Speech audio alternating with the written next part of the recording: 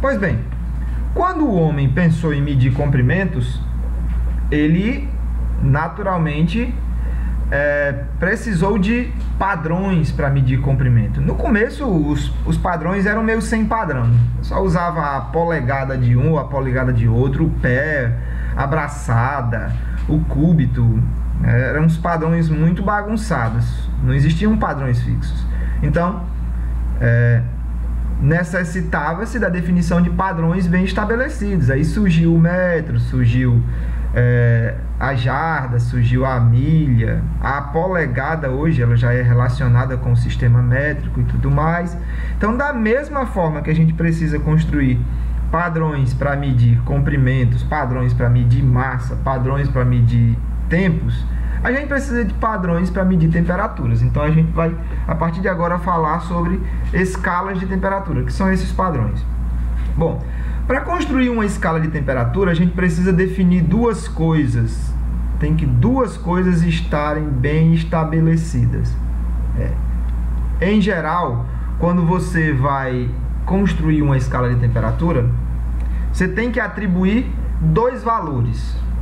Um valor ao primeiro ponto fixo. O que é o primeiro ponto fixo? É simplesmente a temperatura de fusão do gelo em pressão atmosférica. Então, o gelo em pressão atmosférica sempre derrete na mesma temperatura. Da mesma forma, a água em pressão atmosférica sempre congela na mesma temperatura. A temperatura que o gelo derrete é a temperatura em que a água congela.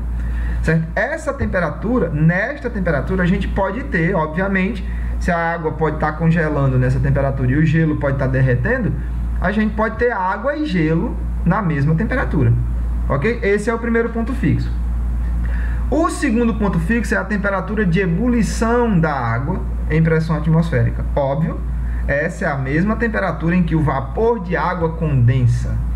Então, se um sistema estiver em uma temperatura que equivale ao segundo ponto fixo, é possível você ter ao mesmo tempo água e vapor de água, se o sistema estiver em pressão atmosférica, óbvio.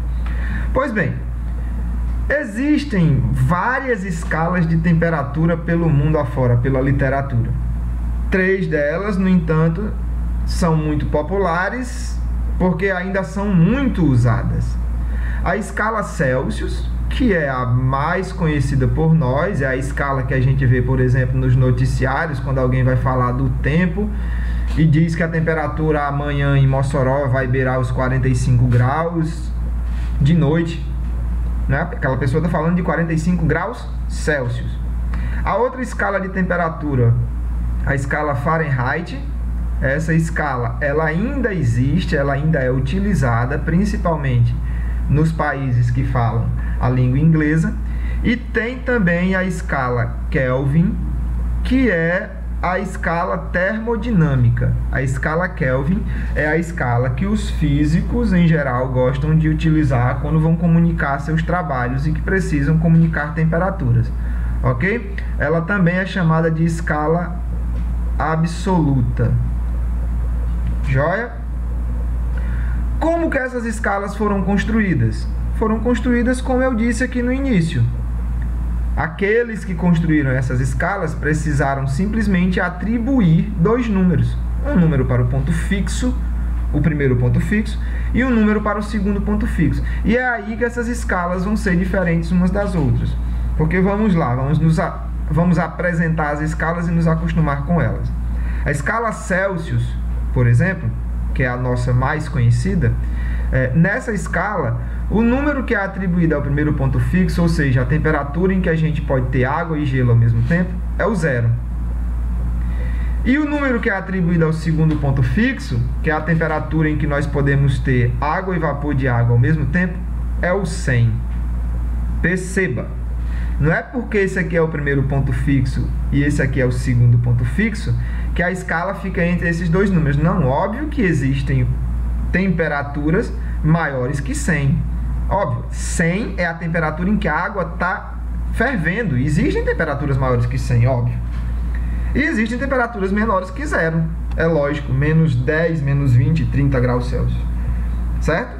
O que nós estamos fazendo aqui é simplesmente mostrando como que essas escalas foram construídas. E para construir essas escalas a gente precisava indicar dois números, e a partir desses dois números, perceba o que nós fizemos.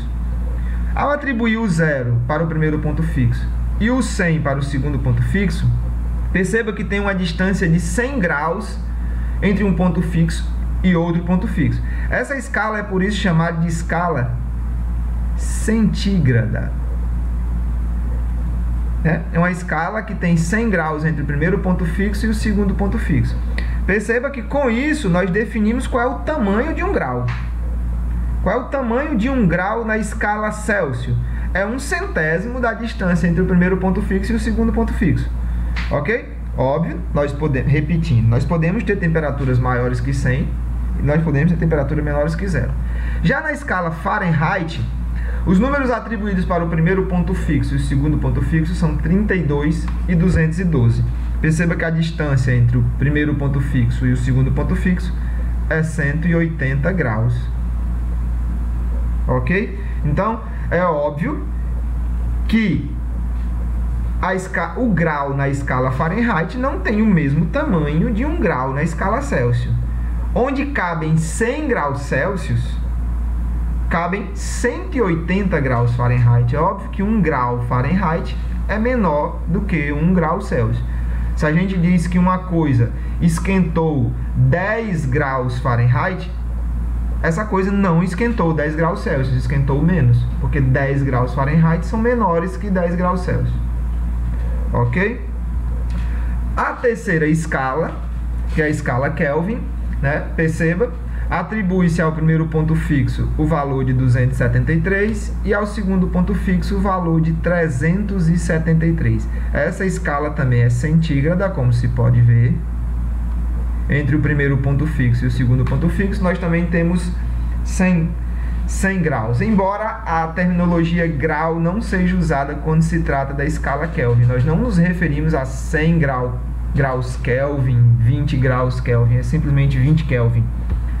Ok?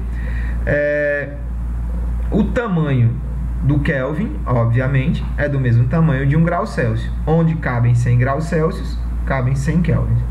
Ok? Nos próximos vídeos nós vamos tratar em como converter um valor que está em uma dessas escalas para outra escala. O que significa isso? Só para a gente poder adiantar um pouco. Imagine que você tem um termômetro e nesse termômetro alguém graduou as duas escalas. Olha aqui, perceba que interessante. No lado direito do termômetro a gente tem a escala Celsius, do lado esquerdo do termômetro a gente tem a escala Kelvin. Essa coluna cinza que você tem aqui é o mercúrio. Então, o que é que a gente quer dizer com isso? Se essa coluna de mercúrio estivesse dessa altura, a gente tem certeza que esse sistema estaria com a temperatura do primeiro ponto fixo, ou seja, 0 graus Celsius ou 32 Fahrenheit. Que são a mesma temperatura, porque é a temperatura em que a água congela e que o gelo derrete. Só estamos falando de padrões de medida diferentes. Se por acaso essa coluna tivesse nesta altura, a gente teria 100 graus Celsius, o que é equivalente a 212 Fahrenheit. Um sistema que está a 100 graus Celsius está na temperatura que a água ferve. O sistema que está a 212 graus Fahrenheit está na temperatura que a água ferve. Escalas diferentes. Mas e se a coluna tivesse dessa altura? Que número? Conhecendo o número que está marcado de um dos lados, qual o número que está marcado no outro lado? Se, por exemplo, isso aqui for 60 graus Celsius, o que está marcando aqui? Então, o nosso objetivo nas próximas videoaulas vai ser trabalhar com essas conversões de escala.